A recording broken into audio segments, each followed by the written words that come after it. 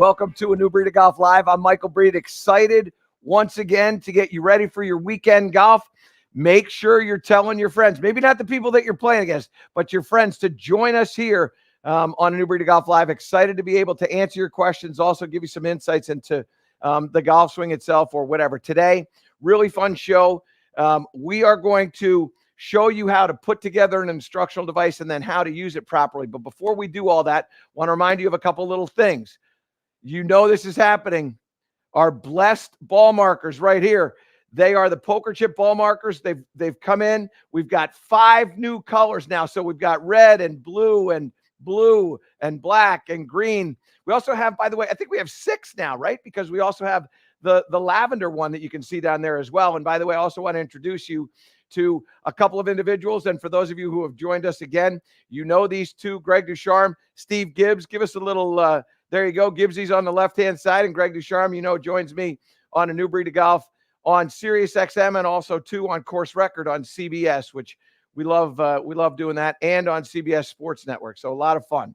But if you're interested in getting our poker chips, all you do is send an email to me at anewbreedofgolf@michaelbreed.com.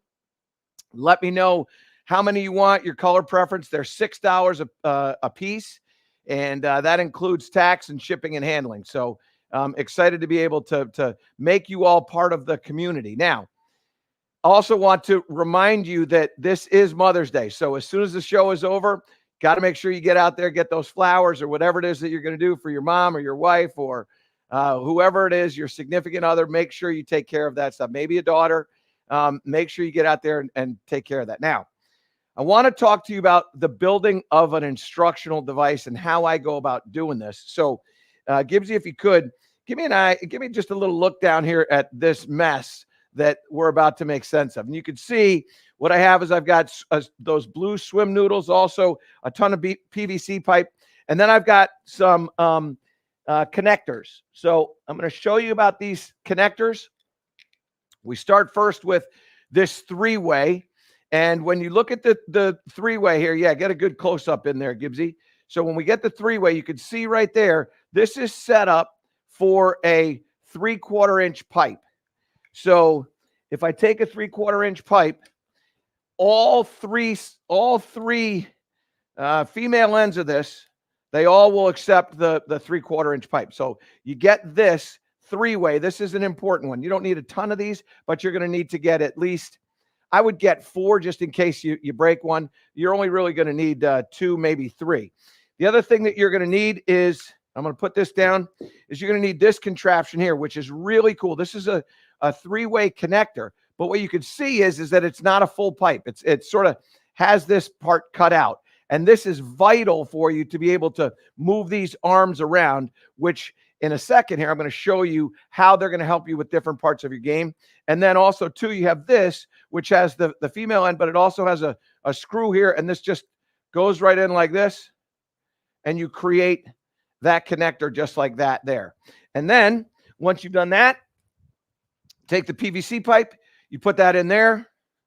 And then all you do, and this probably good, yeah, perfect, is you put it over it. And then all you're going to do is you're just going to step on it and it clips right down. It'll move around here so I can lean it forward. I can lean it backwards. And then when I want to move it off, I just grab it and move it off there. Okay. So this is how you start with this. And then you put this together. Now I'll give you an idea. This arm that's right here, of which I have 2 of, those are really the legs that are going to kind of keep this from tipping over. So these are 3 feet long. This right here, yeah, there you go. From here to here is 3 feet. And then this one that's back here, and maybe go to that down the line one, Gibbsy. This piece from here to here is 5 feet. They'll end up being longer than 5 feet by the time you put the connectors on. But you basically have the legs that are 3 feet, and then this right here is 5 feet. Now, I do have one piece of pipe that is not a 3/4. This is a half. And what I do with this is I use this as my my alignment stick. So what I'll do is, if you go down that line, I'll attach this right here and put it that way. Now you can see this is an extremely long arm here. So The next question that you would ask, and wisely so, is, well, okay, how do I get it to where it's shorter than that? So what we're going to do is we're going to take this off, disconnect, and then we all have one of these. So we take that, connect it to there, run it down there to about 3 feet. So that 3 feet is right at the back end of that where it says bundle. So I'm going to cut that right there. So now I get my pipe cutter, which is here. Open that up. You'll have to squeeze this a couple different times for that to come in. Hold on. Here we go. So now my bundle is right here. So what I'm going to do is I'm going to slide this in, clip that right to the E in bundle. And then all I'm going to do is keep squeezing it. And there's the cut. Put the clip back on. Take this piece, attach it there. And now I go like this. Step on that. And now I have my alignment stick. Okay? And I do that as a smaller one because as we do these little different drills, you're going to see how I use this, and it's a little bit more efficient and effective. Now, what I also have is I have varying length pipes, and I cut them in varying lengths for a ton of different reasons. And obviously one of them is that I need to have the legs here. I also have different length PVC pipes depending on what I'm working on. And you can also see too, if you go down the line here, Gibbsy, what you can also see is I have varying lengths in the swim noodles. Very easy to cut the swim noodles. The swim noodles are going to come in, I believe, 4 feet. So you just get this, and then you get scissors, and you cut the PVC at the swim noodle at the length of the swim noodle that you want. Very easy to put together. And once you've put this all together, now what you have is you have a ton of different options as you set these PVC pipes into what we'll call motion, right? So I've got these arms that I have that are set up here. They also can twist. So if you go, yeah, there's a down line, so I can twist this in here. I can obviously let that fall back. Get some of this out of here for a second. So I can let this fall back, and then I'm going to show you how we use this, okay? So very, very simple. If you have any questions about this, just send an email to me at newbreedofgolf@michaelbreed.com, and I'll give you some insights into how to put this thing together, okay? All right. So now that we've established that, now I want to talk to you about how to use this. So I'm going to put some golf balls in here. And as we're working on golf swings, there's always a couple of things that you can pay attention to. One of them is footwork. Very important to understand how the feet work. One of them is how your knees and shins and lower body and hips, how they work. Upper body stuff, how that can work. These are all things that are going to be important, and we can go into all sorts of, there's not a thing that I can't work on in your golf swing with this. I can get everything covered. Shoulder tilt, spine angle, right side bend, left side bend, all of it we can cover. I've specifically got 3 things that I want to show you today. And then of course, too, we're going to get to some of your questions. But before we get to the instructional part of this, I'm going to throw it over to Greg Ducharme here. And Greg's going to give us a little update as to what's going on the PGA Tour. And specifically, Greg, if you would, what's going on with Ricky today? Well, first of all, Jason Day is leading the way. He is at 9 under total, 2 under for his round today. And with Ricky, we had him at 4 under before the round started. And he is now 1 over for the day through 13 holes. But it's a really tough day out there. The scoring average is more than 3 over par. The cut has moved to even. It looks like it's pretty healthy at even par. We still have the whole afternoon wave to go. I think the cut's going to fall around even. But Ricky Fowler 1 over on the day. Okay. And Is there anybody? How's Sergio doing? I know Sergio was a big topic of conversation. Sergio's 1 under today. He's sitting at 4 under par total. That's tied 11th. Joel Damon is in second place, 2 shots back of Jason Day. Luke List has made a big move today, 4 under through 14. He's at 6 under. Max Homa is 3 under on the day at 6 under, battling those elements quite nicely. Mackenzie Hughes is at 6 under. So it's been an interesting start to the day. It is raining quite a bit down there as well. Okay.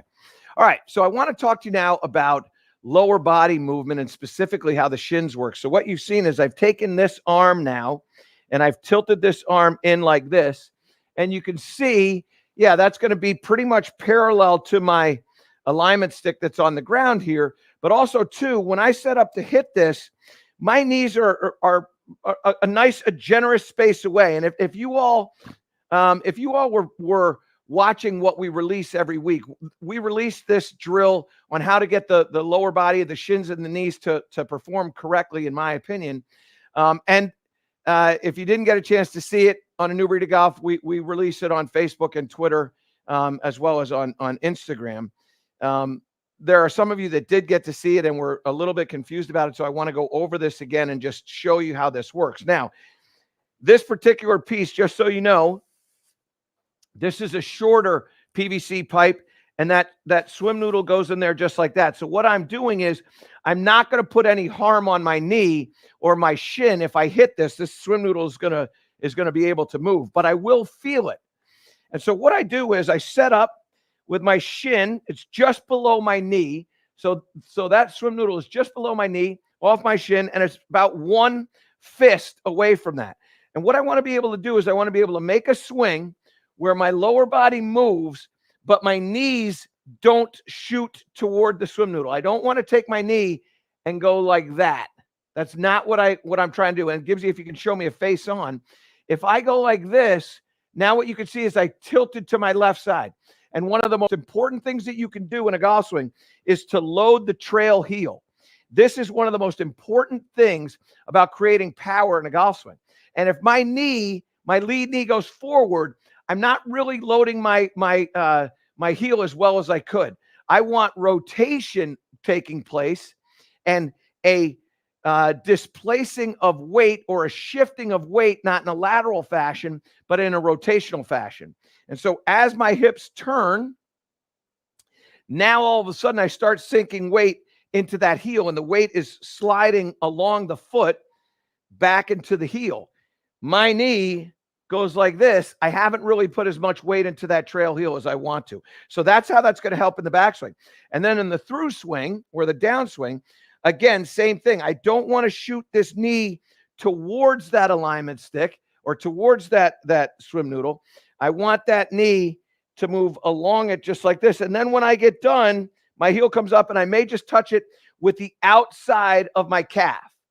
So I'm not going to hit it with the shin. I'm going to hit it with the calf when I do what I want to do. So I have a 6-iron here. And what I'm thinking about is making sure that I'm not touching that. I try not to touch it with either one of my legs. So my heel come on back to my heel is going to stay inside that swim noodle. I'm not going to get it over the toe. I'm going to have it stay inside here. And it's a really nice way of calming your lower body down a bit. Do it again. And what you may have to do every once in a while is just adjust that swim noodle just a little bit, and you go. And there you go. And one of the things that you're going to feel when you do this is you're going to feel this idea of your thighs kind of coming together in the down and through swing. They're going to kind of pinch. Whereas when this knee shoots towards that swim noodle, your inner thighs don't pinch together. When this shoots inside here, your inner thighs pinch together. And that's really what I'm looking to see out of my players, out of my swing. I want to see those inner thighs pinch together, just like that, okay? Wonderful, wonderful drill for you. Now, to that end, what we want to do is I want to work a little bit on a swing plane, okay? Now, what I can do here is simply switch the swim noodles like this. Put that on there like that. And now if you go down the line, when I get set up and I take the club back, if I take this club back, and again, this is right on my toe line. So this PVC pipe is right on my toe line. When I take the club back, if I take it back too much inside, I'm going to hit that swim noodle. When I take it back and I go above it, now I'm going to get the club on the plane that I want to get. And you can see that I'm nowhere near that. If you want to make this a little bit more challenging, then all you do is just take this and twist it towards the alignment, the strike line here. Go back to that other shot if you would, Gibbsy. Yeah, there you go. And what you can see is when I get set up here now, the bottom of the shaft is right on the top of this. Now it gets a little harder. Now when I take this back, and I might even hit this if I hit a ball. I'm going to try not to.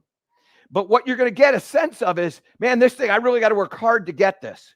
So I take this club back. It feels like I'm taking the club out. It literally feels like I'm going over to this swim noodle over here. So I take this out, roll it up there like that. Out. And there. You can see in that one backswing that I made, I actually hit this thing. This is what I like to do is I like to take things to an extreme.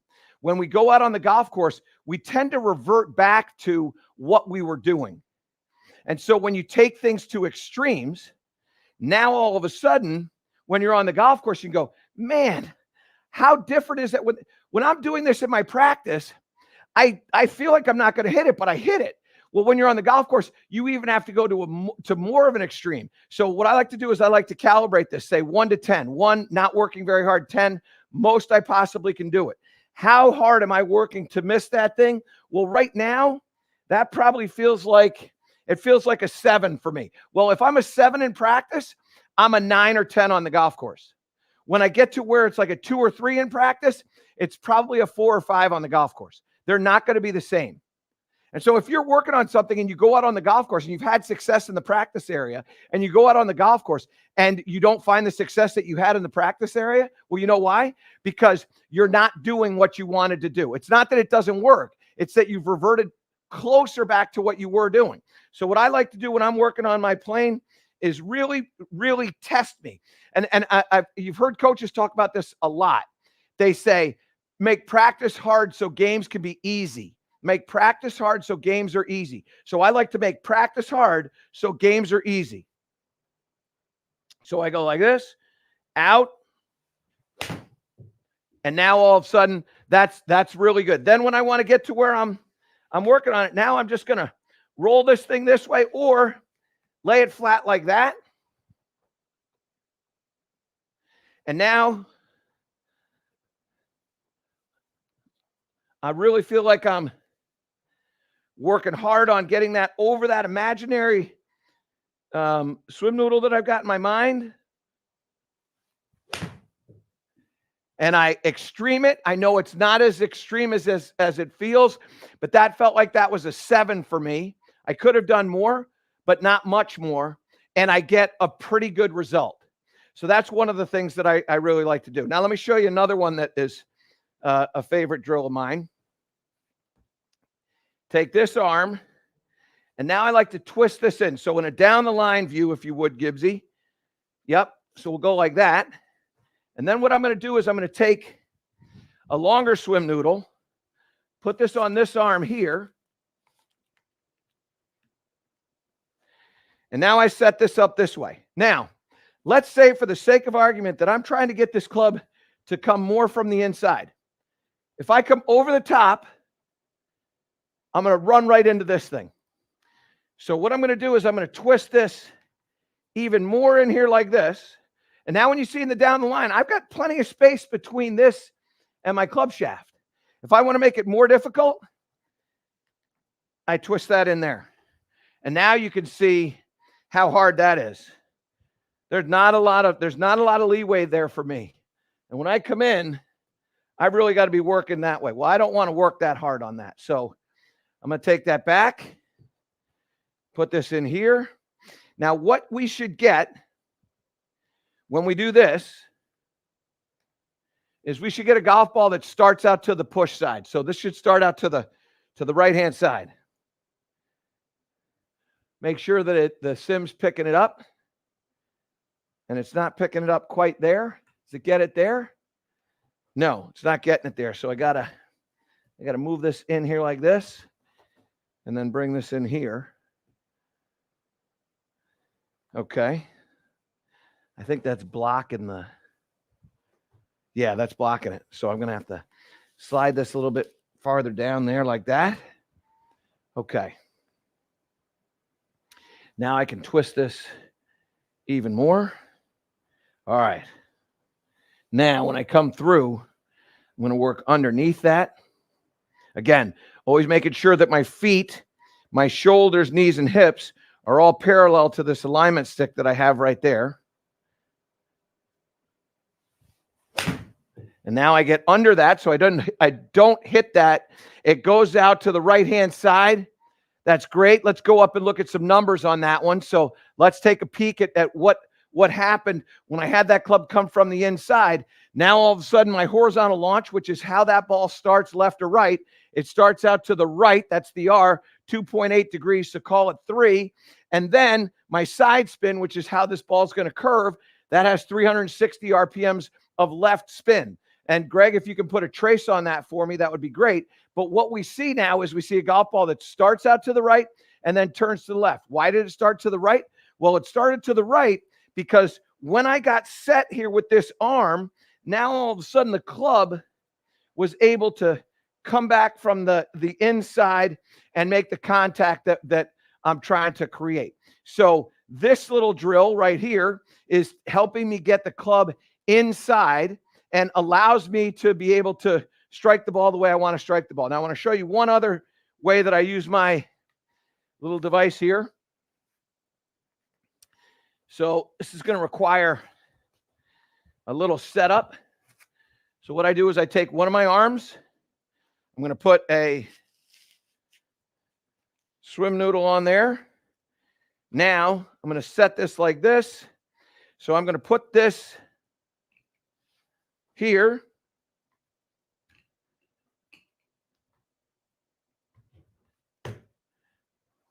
Then I'm going to lay it down just like that. And now what I have is I have a nice little pathway right here. Looks very challenging. But many times what happens to us is when we're swinging, we don't really understand that the club has to get into this path in order for us to be able to strike the ball the way we want to, get it solidly in the club face. So we create a pathway. And this is a marvelous drill for you, particularly if you're hitting some short shots. I like to do this. See if we can get this into the strike zone. So I got to move that over there. Okay, let's see if this works here for us. Okay, I don't think it's going to pick it up, but so when I'm coming down into this now, and frankly, you don't even need to see this ball go. You can hear this. You'll hear, if I hit this, it might even break. I don't think it will, but it might break, which is another reason why you buy a lot of PVC pipe, which is what I do. I have a pile of this, boxes of this stuff. So what I'm going to do is I'm going to feel that club come right down that strike line. And so that was excellent. That was really good. I didn't hit anything. So now what I'm going to do is I'm going to just peel these up. See where the sim picks up the ball. Get that other ball out of the way. Okay, so I got to go here. That looks like that's green. So now what I got to do is I got to slide this up like this. Lay this down here. Okay, so I have green. So now what you're going to see when I do this is this golf ball should start pretty straight. I would be stunned if this started outside of a degree to the left or right.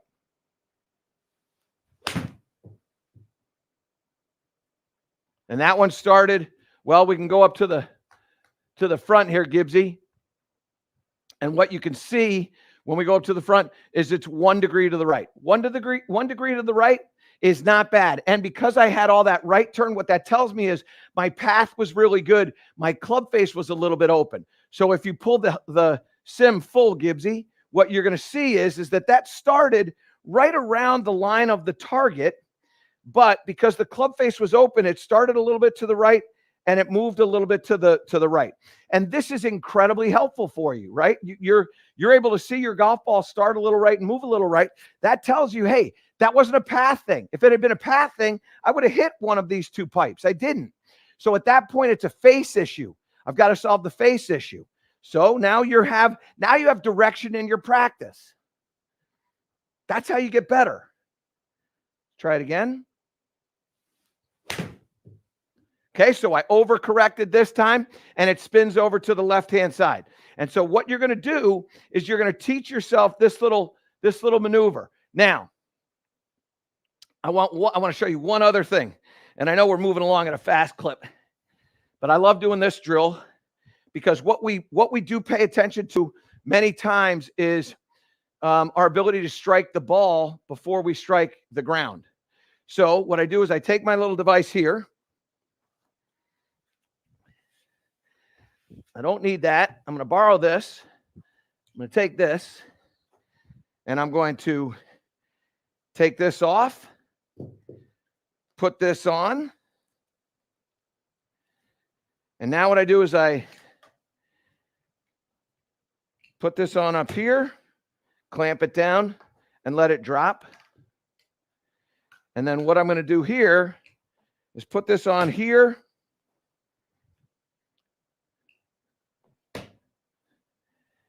And let that fall down just like that. Okay, so now what you can see is that I've got a little pipe that's in the way here. Now I bring a golf ball in here. So in a face-on view, if you could, Gibbsy, give me a face-on and bring it in low. So maybe like a 5. There you go. Okay, now what you can see here is that if I bottom out too soon, I'm going to hit this pipe. If I miss the pipe, I can strike that ball solidly. So that time I did exactly what I want to do. Now, if this intimidates you, and it can be intimidating, then what we do is we take this, move this out of the way, and we bring back in a swim noodle.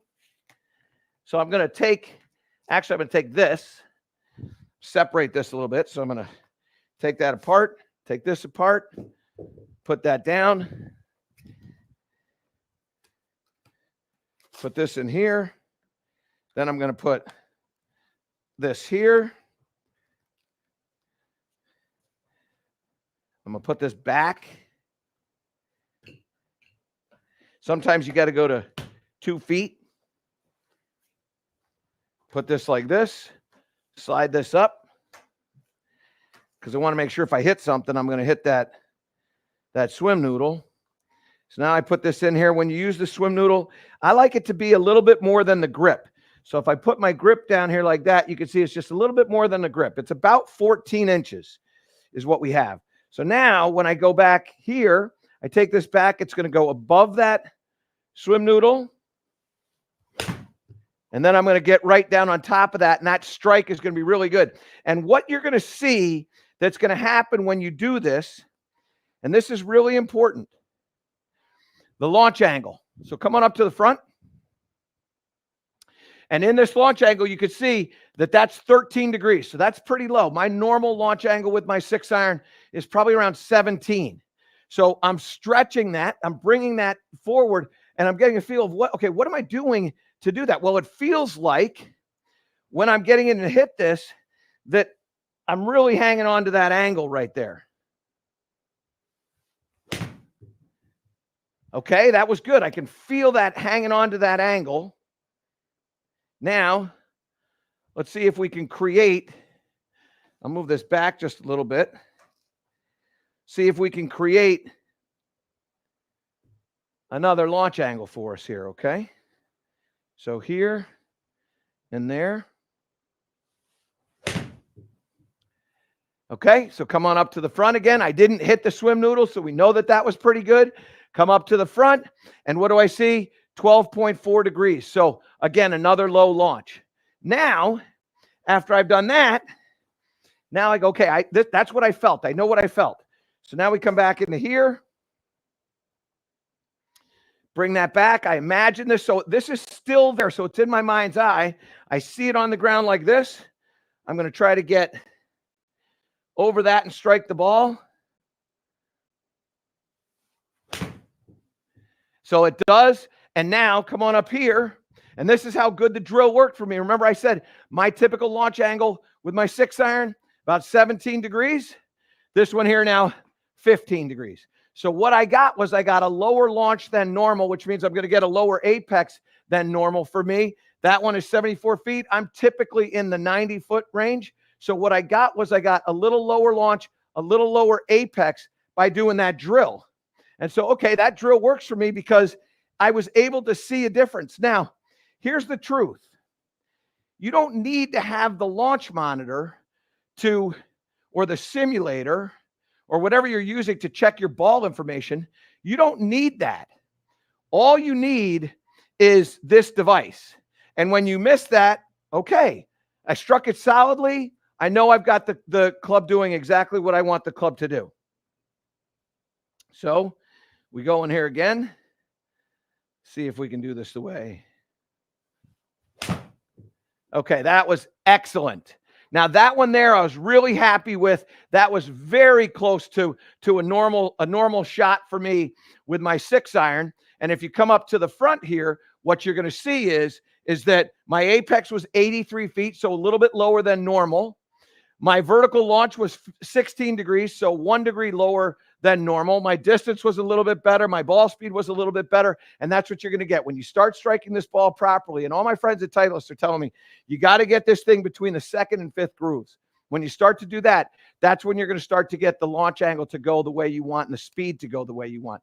So those are the things that I'm doing with this little device that I have. And I can tell you, I've been working on this for, well, if you add all the renditions or all the options that we've had in this, I've been working on this for 6 to 10 years. If you watch me on the Golf Fix, you saw all this stuff all the time.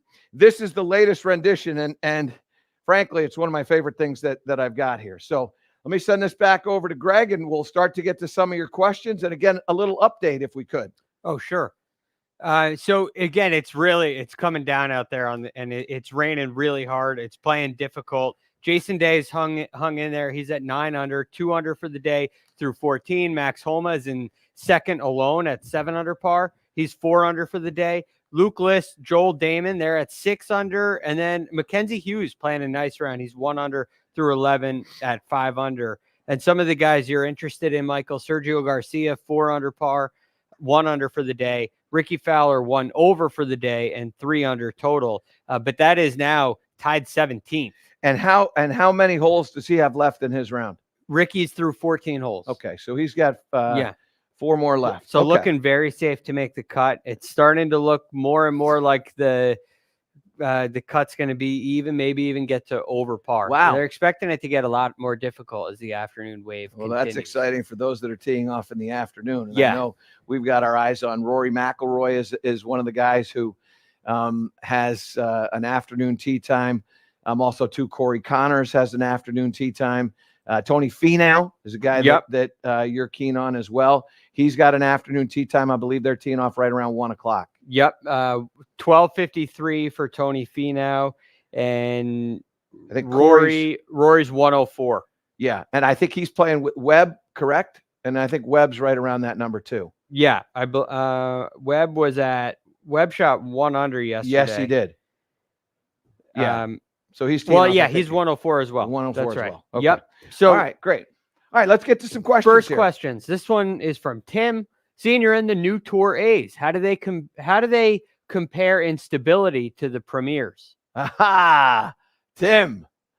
Well, let me tell you something. I love this shoe. I love this shoe for a bunch of reasons. One, Gibbsy, can you get a little close up of that Tour The Tour, there you go. Look at that thing. So look at that. This thing is an athletic shoe. I love this shoe. And what it does is, so I'm an individual, I need a more stable shoe. And some people want a little more mobile shoe. I need a more stable shoe for a variety of reasons. It has to do with my arch. My feet are a little flat, so this helps me. Also, too, I don't have the strongest ankles in the world. And so this helps me as well. So when I have a stable shoe, now all of a sudden I can really use the ground quite a bit differently. So this is not a plug for FootJoy, though you all know that I'm a FootJoy guy and have been for a long, long time. I think this is for me, the best shoe that they've come out with. And I was really fond, particularly, of a shoe that they came out with a long time ago, the FJ Sport. This one here is, in my opinion, the best one that they've made for me. I love the Fuel. I love all the shoes that they come, but this one for me, top drawer. Good question. This one from Corey. Hey, coach, what's the best way to get your lead foot to turn with your follow through? I flare it out, but I have pain in my ankle when I finish the swing. So this is a hard one because the pain in the ankle, I'm assuming, is in the through swing because you're putting a little bit too much twist. So I flare it out, but I just don't flare it out as much as I might want to. So there's a couple things that you can do.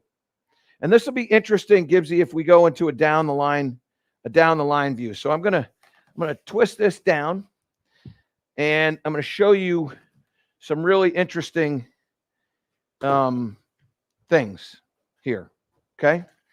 Not going to attach this, but I always look at alignment on the heels. So what I'm going to do is I'm going to take this and I'm going to put my heels on this here. Now, if I take my lead foot and I flare it out like this, and then I put this along my toe line and I get out of here, what you can see is my heel line and my toe line are different.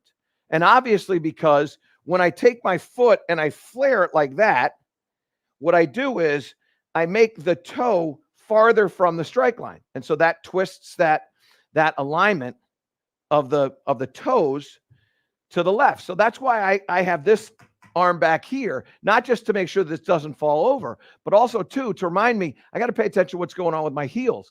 If you pay attention to what's going on with your heels, now you've got a really good chance of getting your feet in the alignment that I want you to have. Now, this is a little bit of a different situation because you have a difficult time getting your ankle to comply with what you want to do. So what I would suggest doing is the following. What I would do is I would take my feet and I would stagger them. So if you go down the line here again, Gibbsy, what I would do is I would move into what would be a more open position. You could still flare it out, but now what's going to happen is that when you rotate, your hip is already going to be a bit more open because the heels are a bit more open. And I don't think will create that pain on the lead ankle. Here's what you got to pay attention to when you do this, though. Okay. You need to appreciate that. If I lose you here, you make sure to email me back here or get back in on this one. Ball position is an upper body thing. So if I take my chest like this and I open this up in this fashion here, and then I take this and have this come off my sternum perpendicular to where I am. And Gibbsy, you might be able to take a 4 here and swing camera 4 off of the ball and bring it over here. There you go. Now pull that forward. Go ahead and pull that up. Don't worry about it being in focus. Doesn't matter. Yeah. So what you can see is that now I'm almost pointing to 4. Now jump back over to 2 for me, if you would. If I go like this and I point my chest over here, what you can see is that the golf ball is now in front of this as it points right to there. But when I go like that, now go to 4 for me and maybe back 4 all the way out so that you can see the golf ball. And what you're going to see is, you see how far behind this pipe that golf ball is. So when I'm over here, it's in front. And when I go over here like this, it's behind. Ball position will move as you open up your body. So what does that all mean? What it means is when you take your feet and you drop that heel back, you open up your hips, you open up your knees, you open up your shoulders, you now have to move your ball position forward because you've moved it back by opening it up. So what you're going to see now is a little bit of an open shoulders. This appears as if my ball position is very much forward in camera 2. But now go over to camera 4. And what you're going to see is that that's in the middle of my chest. So by moving that ball position forward, that's a great shot, by the way, Gibbsy. We got to remember to use this again. Go back over to that 2. That ball position is well forward. That's way in front of what, or appears to be way in front of this. But now we go over here. And now all of a sudden, yeah, look at how those ball positions are different. So now when I'm in here, now I'm able to move through nicely and I get the golf ball to comply. So what I want you to do is understand that if you drop that, when you drop that heel back, you got to move that ball position forward a little bit, and a little bit of practice, you'll figure out exactly what it feels like to have it in the position or the orientation to the body that you're currently playing at. Interesting question. Go ahead, Greg. What's a drill to stop coming out of my swing and thinning my shot? Okay. So another great one. And so what we're going to do is I'm going to build a little thing here. So I'm going to bring this in like this. Put this here. I'm going to take this. And I'm going to put this here. And then I'm going to take this and I'm going to put this right here. Okay. So now I've got my wall. Now, in a down the line view here, Gibbsy, what I'm going to do is I'm going to put my butt up against this wall that I've created. And then what I want you to do is when you go back, I want you to feel like you're going to push this third one face on, if you would. So in the backswing, I'm going to push this one back. It's not going to happen. And then when you come down, I want you to feel like you're hitting this and then ultimately hitting this with the lead hip or lead cheek. So you go sink this one, squat and get that, and then keep going and get the third one. And now what you can see is that there's now a line like this, and this forward one is farther back than this one here. Okay? So set all this stuff up. Now we go back, back, and back. And what you can see now is that I'm really bent over into the shot. So I take all these up. Just get that nice little touch right there. And then we go back, back. And now I stay in there. Now, I've come off of that a little bit, but the reason why I've come off of it is not because I've gone towards the strike line, but because I pushed back so hard with my left hip and left butt cheek that this thing actually moved back. Its original position was right there. But because I pushed back so hard, it pushed back. And that's another way that you can use this arm. Now, if you don't have this thing, okay, so here's what you do at that point. You can't hit golf balls with this, but you can do this. You go up to a wall in your house, maybe a door, whatever. Put a club across your chest. Get in here. Put that trail butt cheek on there. Squat in there. And then rotate through and do that. What you're going to see is you're going to get a nice angle here. But most importantly, what you're going to see is the head of the golf club is below the grip or the handle. So we go here. When we sink back, the grip is below the club head. Come through. The club head is now below the grip. And that's how you're going to be able to do that drill. Wonderful, wonderful drill. You can do it in your house, wall, or door, and you'll stop coming out of that shot. Okay? All right. This is from Ricky. I've been working on flighting my short wedges lower with spin like you talked about last week. Great. Sometimes it works, but I'm catching too many of them without spin. Do you have any suggestions? You're catching too many without spin. So if you're catching too many without spin, in other words, it's not stopping, then you're probably not doing what we want you to do. And what I would say is that when you're swinging through the shot, and let me take these things off. When you're swinging through the shot, what you're probably doing is you're probably rotating your hands. So let me get a wedge here. I get a 54. And what I'm going to do here is I'm going to do exactly what we talked about before, but I'm going to roll my hands here. Actually, let me give you a baseline. So I'm going to hit my normal little shot here. Little club face open, come through. Okay, listen, this is what we call live. Okay, this is why we call this a New Breed of Golf Live. I made a mistake, and I'm proud of it. That happens. I'm human, just like everybody else. Okay, practice swing. In here like this. Now we go. Okay, so there's my shot.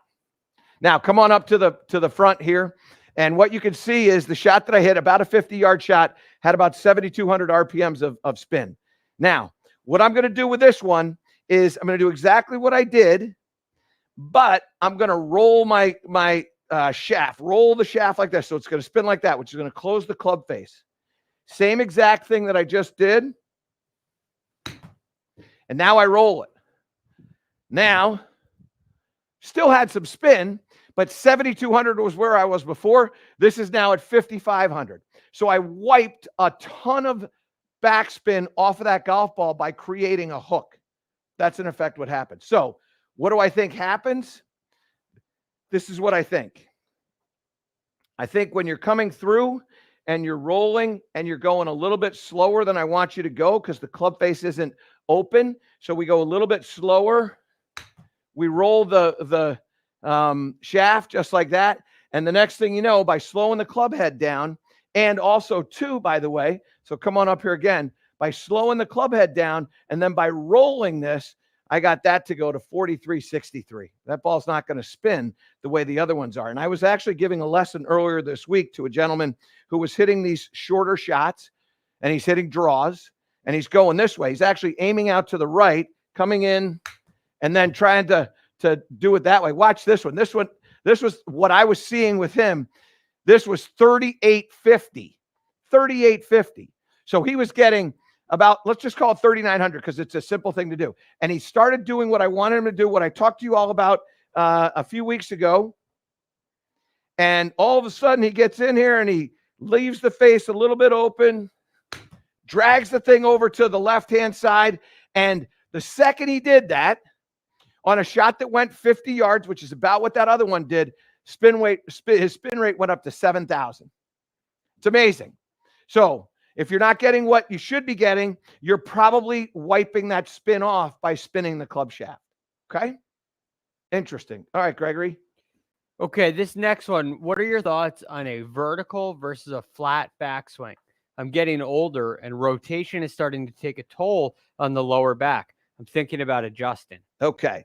All right. So look, the fun part about all this is, and I'll go to a 6-iron again. The fun part about all this is the following. There is no perfect golf swing. All you have to do is swing somewhat within a range. So if we go down the line here, if I make a flat swing here, my club travels a shorter distance. Can I make it work? Yeah, I can make it work. As long as I make a really big swing, then all of a sudden I get the club to go in. I can get the same ball speed and probably hit a draw. But as we start to get a little bit older, we lose some flexibility. Now what happens is that you start going flat, but you're now short and flat. And short and flat isn't going to work. The other thing is this. If we go face on, when I go short and flat, I go to here, the club head is probably at the M in my logo. And the distance, hold, the distance from the ground to the M is under 5 feet. Now, and I'm just talking about the club head. If I take the club now and I go vertically like this, which is, again, short arm flow, but the club is now up into the air, so it travels a little longer. So let's go face on. I go like this, I hinge it, and I get over to here. And now that club is up in the Morgan Franklin. So now that club is up here, which is way above here. I mean, let's get my tape measure again, because why not? And I'm going to go from there to there. So that's an additional about just about 3 feet.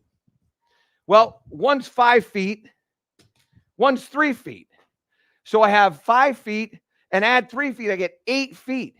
But not only is it higher, but also too, what happens is this. So when if I go into a circle here and I stop here, so let's say flat was in here like that. Now the club is going from this spot here all the way around to there.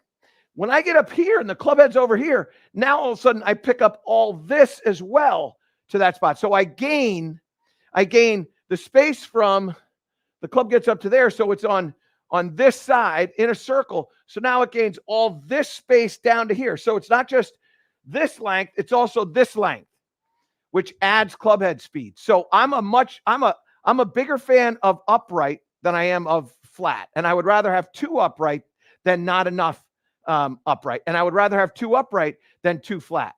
So, but here's the thing with upright.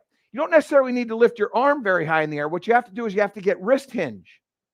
So when you set up into this and you get wrist hinge, now all of a sudden you get a club that has some length. So without a lot of body movement, I can hinge it and hit it.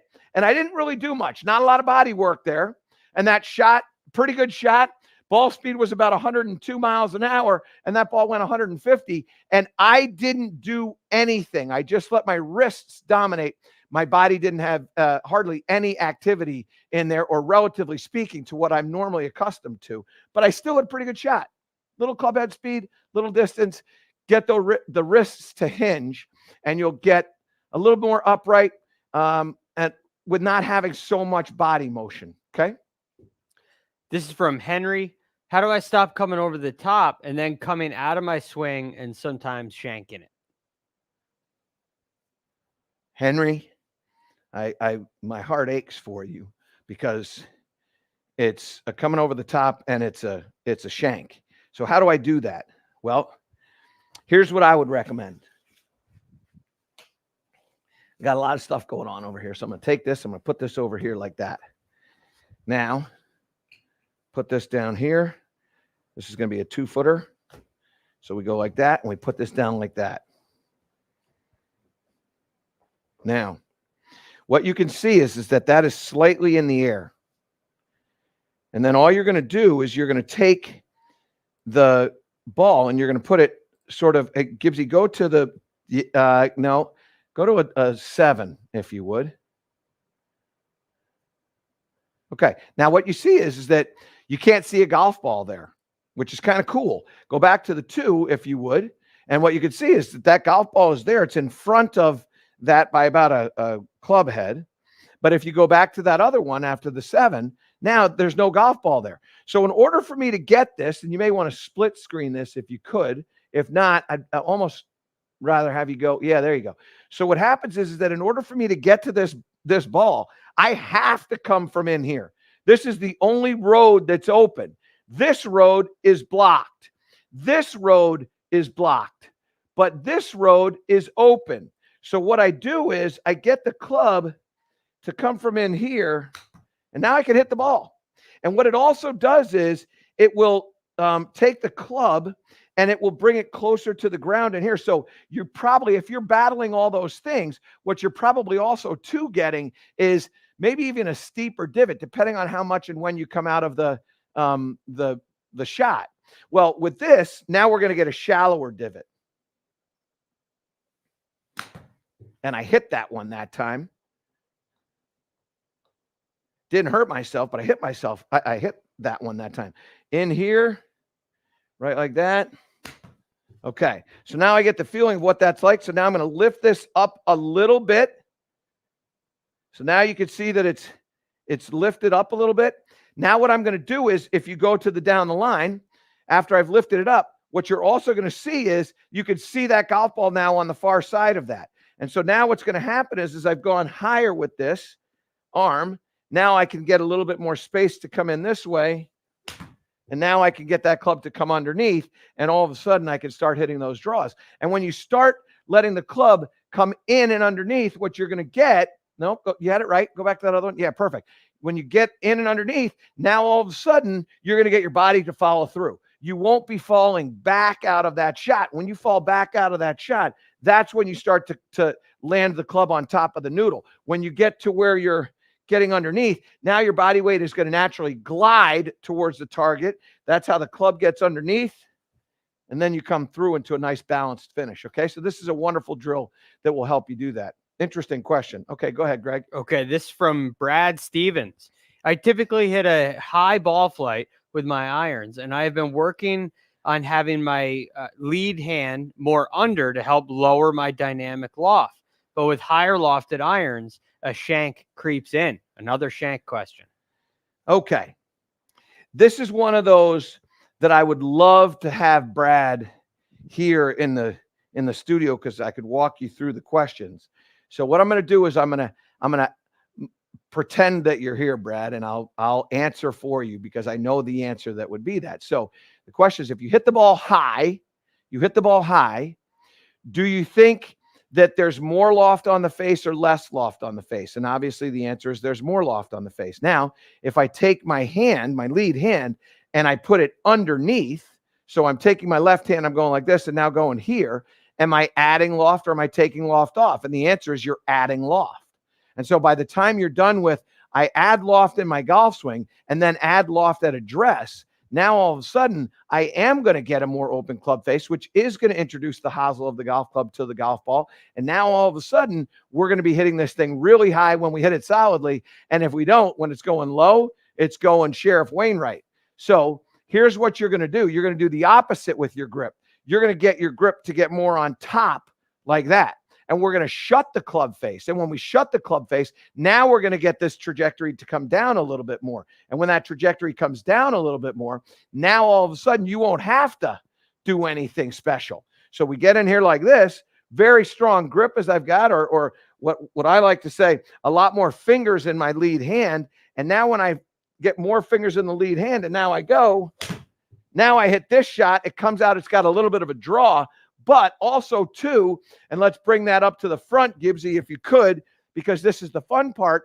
My launch angle goes back to 13.9. Remember, I told you before, I'm a 17 guy. So by strengthening up that grip, now all of a sudden I lower that. Now, yeah, I did have a little more hook spin on that. I did lose a little back spin on that.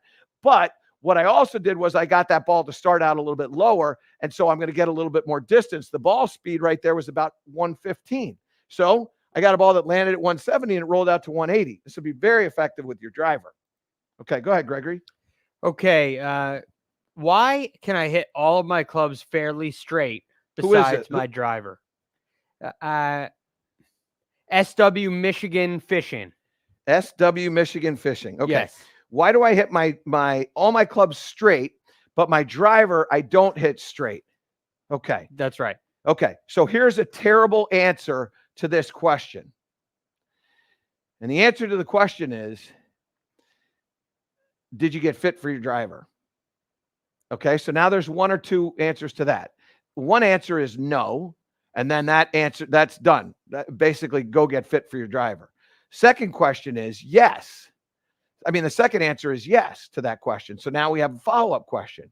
When you got fit for the driver, do you think you got the absolute right fit? In other words, if I have, and I'm going to take the putter out. So let's say we have 12 clubs, because there's 13 hitting clubs in one putter. So I have 12 clubs that I'm hitting great. And then I have the driver, which I don't hit great. Why is that? Well, maybe it's the club. Maybe it's not you. And so what I would say is, what would cause bad shots with the driver? Well, the following. Maybe the shaft is wrong. Maybe the length of the club is wrong. Maybe the swing weight is wrong. Maybe where the center of gravity of the club head in the club head is wrong. Maybe it's too far forward. Maybe it's not far enough back. Maybe it's not a Titleist. And maybe if you think about getting fit by somebody that you say to them, listen, I don't hit this club well. I need to hit this higher in the air. I need more backspin. Because most times people hit bad shots because they don't have enough loft on the club face. Most times they hit bad shots because they don't get enough spin on the golf ball. And as a result, the golf ball doesn't go where they want it to go. So what I would say is get fit if you haven't gotten fit. And if you did get fit again, because you got the wrong fit. I don't ever, when somebody tells me I'm 12 for 13, but I'm having a problem with this club, get that club looked at. And I'll give you an example. I had an individual that came to me and they said they're hitting their 6 iron a certain distance and they're hitting their 5 iron about the same distance. What's wrong with my swing? And I said, the loft on your 5 iron is messed up. Go get it checked. They come back a week later and they go, you were right. Like amazed. You were right. The loft on my 5 iron was 1 degree stronger than the loft on my 6 iron. So I got it adjusted and now my 5 iron is doing exactly what it's supposed to do. Thank you. And the answer is to me, that's obvious. 12 clubs are really good and 1 isn't cooperating. It's the club. It's not you. Okay. All right. All right. This is from Danny. I recently started to change my swing from over the top to out to in.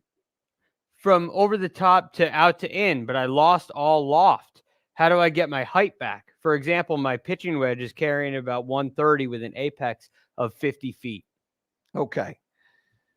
So over the top and out to in are the same to me. If I'm over the top, I'm taking the club and I'm going like this. And if I'm doing that, then it's also going to be out to in. So in a down the line view, this would be the outside. This would be the inside. Out to in is out to in. So the path of the club is going this way. Okay. So I think they're the same.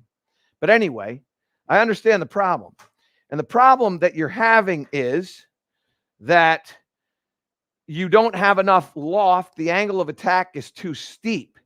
And so this is really a simple thing. And one of the things that I would urge everybody to understand is solve your flaws before you put the club in motion.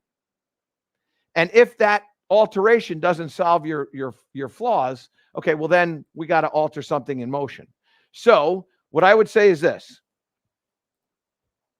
If I set up to this golf ball and I have level shoulders at address, so I'm going to level my shoulders like this. So I level up my shoulders like this. And now I make my swing. So that's a pretty standard swing. Now come on up to the front. And what I got by leveling my shoulders didn't move my ball position. But as you know, when you level your shoulders, your upper part of your spine moves forward. So you actually did move your ball position and you moved your ball position back. And then when you level, they get open still. So they went back and back. So that golf ball launched at 11.8 degrees. It had an apex of 53 feet. Wonder if that sounds at all like our friend here. Now, here's what I want to do. What I want to do now is I want to take our shoulders and I want to have them go up into the air like this. So this is low, this is high. And you can tell when I go like this, I move my upper body goes backward. That moves the ball position forward. So I take the club, my normal setup position. I now tilt like this. So now I'm in a tilted position. And now when I swing, now what happens is, and you can see that golf ball soaring above the apex of 53 feet. And now when we come up and we look at the information that we got, now all of a sudden I'm at 83 feet. I got 30 more feet again. And the reason why is that my shoulders go from this to this. And all of a sudden my golf ball is going to go up into the air because I'm going to get a little shallower angle of attack, which is going to chuck that ball up into the air. I'm going to get a little bit more loft on my face, which is going to chuck that up into the air. And then we go back to the launch angle. Remember, that was at 11.8. And all of a sudden now I'm at 17.5, which is about where I play from. And so what you did was you altered that by almost 6 degrees, which is significant, just by changing your shoulder line. So what I would do is I would check your shoulder line, make sure that your lead shoulder is above your trail shoulder. That's going to fire the ball up into the air. Okay. All right. We got time for a couple more questions. Okay. From JZM, does the grip at setup have a cupped wrist or flat? And this came in when you were talking about, when you were answering that other question about the grip. Okay. So does the grip at address have a cup in it or not? The answer is, yeah, it has a cup in it. It has a slight cup in it. And the reason why it has a slight cup in it, and this is important to understand. So Gibbsy, if you can give me a 5, but kind of get into the yeah, there you go. Perfect. So when I get set up at address and I've got that's fine where it is. If I get set up at address and I have a little cup in that wrist, when I strike the ball, my club shaft should be leaning forward. So I get set up at address, the club back out to a 2 for a second. So I get set up at address and the club shaft is perpendicular to the ground. And when I come into the strike, it's here. So that's forward shaft lean. And when you get forward shaft lean, now all of a sudden the wrist gets flat. Okay. So go ahead back to 2. That's right. So now I get set up. I've got a slight cup in my wrist at address, just slight. I make my backswing. I start to come down into this. I get the handle of the golf club forward, and now my wrist has maybe even a bow in it. And when I do that, now all of a sudden I get some power. So up like this, go at it a little bit. And now this one even apexed higher than that last one, and the ball speed goes up to 121. Okay? Yes, a little bit of cup, but it leaves at the strike because of body rotation and shaft lean. Okay? All right. Okay, this is from Alan. Michael, as of late, I've been working on my shot shaping. I'm finding when I attempt a fade or a draw, I'm not seeing much action. But if I swing naturally, I'm getting a natural fade. Thoughts? Okay. So my thoughts are the following. 1, I think you're probably thinking about how to hit draws and fades by altering your swing shape. That's what it sounds like he's saying to me. And so what I would say is the easiest way for you to alter your swing shapes is by altering your pre-swing. Just like I said before, try to solve the problems before the club goes into motion. Those of you that listen to the radio show, I say this every morning. It takes no athletic ability whatsoever to set up to the golf ball properly. Well, it takes no athletic ability to alter your setup either. And so for me, if I want to hit a draw, what do I have to do? Well, I have to have a path that's going out for a right-handed golfer. I have to have a path that's going out to the right. And I need to have a face that's close to that path. So what can I do to alter my path? That's right. Aim more to the push side. So give me a down the line view here, Gibbsy, if you would. I take my alignment tool. I go like this. I put that there like that. Now, if I want to hit it straight, I get set up on this line. But now I want to hit a draw. So now I aim over here to the right. Now I've solved my path. Now what do I do? Well, now I got to make sure my face is in the right spot. So what do? I strengthen my grip, both my lead hand and my trail hand. So now those two are stronger, which is going to change my shoulder line. So now I'm aiming out to the right. That's maybe a little too much. My club face is a little shut now. So I've got my path and my face figured out. So now I aim out to the right. I spin it back to the left because I didn't change my swing. I let the club face arrive to the ball in a different position than it might normally arrive to the ball when I'm just hitting it with my little cut. So what I would say to you is that if you have a little cut, you don't need to work on a fade. You've got that figured out. When you want to work on a draw, well, now you got to alter your grip. That's all you got to do. Alter your aim, pre-swing. Alter your grip, pre-swing. Then just swing your swing. And then you're going to be fine. Simple. Really simple.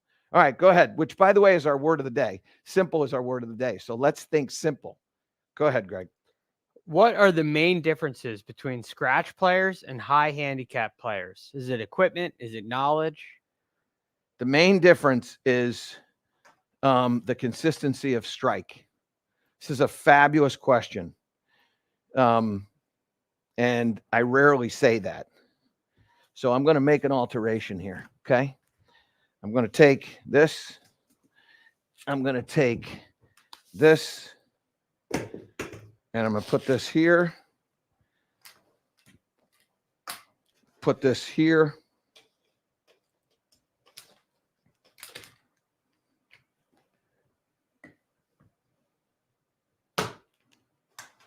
Now I'm going to put this down here like this. Okay? Now, I'm going to try to explain this to you. Bobby Clampett, who's a good friend, wrote a book, fabulous book, Impact Zone. And he basically did this study, which it was great. And it was obvious, but it was great. And what he said was, the closer your impact or low point, the closer your impact to the ground or low point is away from that golf ball. So not the closer, but the farther it is away from the golf ball, the higher scores you're going to shoot. The closer it is to the golf ball, the lower scores you're going to shoot. And if it happens to be the low point in front of the golf ball, you're going to shoot lower scores still. So what's the difference between a really talented player and a player who has a low point or an impact point in the ground that's far behind the ball? It's the low point. And the reason why is because players that struggle, that aren't good, their low point is back here. You have a terribly difficult time getting out of the rough. You have a terribly difficult time getting out of fairway bunkers. You have an incredibly difficult time putting spin on the golf ball. And your impact point with the club and the golf ball is going to vary like crazy, because when you bottom out over here, if you hit the ground, you might bounce into the ball and all of a sudden you're not hitting in the face. You might miss the ball and now you're hitting it low miss the ground and you might hit it low on the face. So there's a whole lot of reasons why that low point behind the golf ball by an extended amount is stealing your distance, your impact point, your start line, your apex, your spin rates, all of it. It's all affected by that. So if there was one thing that you would pay attention to and one drill, it's this drill here. Learn how to get the impact, the low point farther forward. And this drill right here is great. Get a swim noodle. Beautiful shot, Gibbsy. Get a swim noodle, PVC pipe, bring it out there. And then all you're going to do is you're just going to make sure that you're coming down, missing that swim noodle there and hitting the golf ball. When I do that, now all of a sudden, and here's what I can tell you. Before I hit this, I know that my launch angle will be lower than 17 degrees. I know that, and I know my ball speed will be somewhere north of 116 miles an hour if I strike it in the center of the club face. So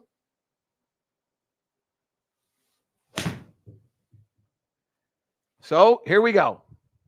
So come on up to the front. And what I said basically that I knew was going to happen, happened. So I was north of 116, 117, launch angle beneath that number, launch angle at 11.4. And all of a sudden, I have predictability with the shot that I'm hitting. And if I do that time and time and time again, I'm going to get numbers that are very, very similar to this. And when I get numbers that are similar to this, now I have predictability.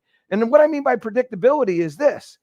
If my 6-iron is a 175-yard club and I have a 175-yard shot, I'm going to hit a shot that's going to be around 175 yards. It might not be absolutely 175. It might be 170 or it might be 180, but it's around 175 yards. For you, you might, when you hit your 7-iron absolutely perfectly, it goes 150. When you hit it poorly, all of a sudden now it's going 120, or it might go 115 and ends up in a bunker or plugged in the face of a bunker or whatever. There's no predictability in the shot. And that's because your low point is happening behind the golf ball. And so what I would tell you is do that drill. And by the way, as I said to everybody, any questions about this stuff, you make sure you just email me and I'll give you some direction. All right, we got time for one more question. Okay, from Jeff, do you teach your student to grip the club with interlock fingers or overlapping? What are some of the pros? What are some of the cons? So here's what I would tell you. I don't think there's a pro or a con to either. I think I've seen the best players in the world, and I'm talking about Tiger Woods and Jack Nicklaus, grip interlock like this. I've seen other great players, Arnold Palmer, grip overlap, and others, Harry Vardon, overlap. So I prefer overlap. And believe it or not, I don't even mind 10 finger, because the one con to the interlock is that many times what happens to people is they interlock so dramatically. This is what Jordan Spieth does, and it works for him. But you can interlock to where the palms kind of meet. So Gibbsy, I don't know if you can go to a 7, but go up top with a 7. I'm going to turn my back to it. So go to a 7. There you go. And what you can see when I do that is that there's no space for me to be in fingers and fingers. That's interlock. So if I lay the club across my hand like this, that'll be in the fingers of this hand, but it'll be in the palm of that hand. You don't need to close up on it. It's fine. So it'll be that way. If I go into an interlock, I can go, overlap. I can go fingers of this hand and fingers of this hand. And now I've got an overlap, and you can see I've got all fingers right there. If I go like this and like this, which is palm and palm, and now what you can see is my fingers don't line up. Like right here, my fingers are not lined up. Here, my fingers are lined up. And so what starts to happen is that preference, 10-finger overlap, but if I have an interlocker, I'm going to make sure they understand it. That's the answer to that. Okay. So first of all, thank you all so much for joining us here on Fridays. We love doing what we're doing. Hey, by the way, let's get an update before we say goodbye to everybody. Sure. Who's leading? Jason Day, 3 under par through 17 holes, leading the way. Max Homa he's at 4 under through his round, also through 17 holes, one back. Luke List at 6 under, 1 back of that, and he's finished at 4 under, which was a great round today. Yep. Sergio Garcia shot 1 over. He's at 2 under for the tournament. Ricky Fowler's 2 over through 17 for 2 under total. And let's see, Tony Finau hasn't gone yet. So what's the cut look like right now? It's still sitting at even right now. It is. Even's tied 59. So we'll see. All right, great. Okay. So there you go. So listen, thank you all so much for joining us here and allowing me to help you with your golf swing, sending those questions in. And by the way, if you have questions, maybe you want me to look at your golf swing, because we do a lot of this on A New Breed of Golf. When we're not in the live space, we look at golf swing. So if you want me to look at your golf swing or have a chance of having me look at your golf swing, send a video to me. And all you got to do is hold your phone in the horizontal fashion. Hold it in the horizontal fashion, send it to me at anewbreedofgolf@michaelbreed.com, and we'll put you in the queue and take a look at your golf swing, or maybe a short game, maybe a putter, whatever it is that you may be having some struggle with. So do that. Also, too, that reminder of our ball markers. These have been blessed. We will show you a blessing ceremony on our ball markers, so you can see and that you know for a fact that they have been blessed. But they're loaded with birdies. They're loaded with good luck, and they're a way for you to connect with our community at A New Breed of Golf. Also, too, Mother's Day weekend, special day. I don't think it's possible for us to be fathers without being mothers, without having mothers. And so I'm a big fan. One of my favorite celebrations is Mother's Day. And I ask you to make sure you think about those mothers that are special to you in your life. Go out there and just make something special of it. I promise you, you're going to feel a lot better, and they will as well. Our word of the day today is simple. Make sure you keep things simple. In everything that you're doing, keep it simple. The stuff that we're talking about, keep it simple. Make your alterations before the club's in motion. Change your grip, change your aim, change what you're doing in a dress with your shoulders, whatever. Make your alterations before the club is in motion, and you're going to play some really good golf. I want to thank you all so much. Have a wonderful weekend, and we'll see you on Monday.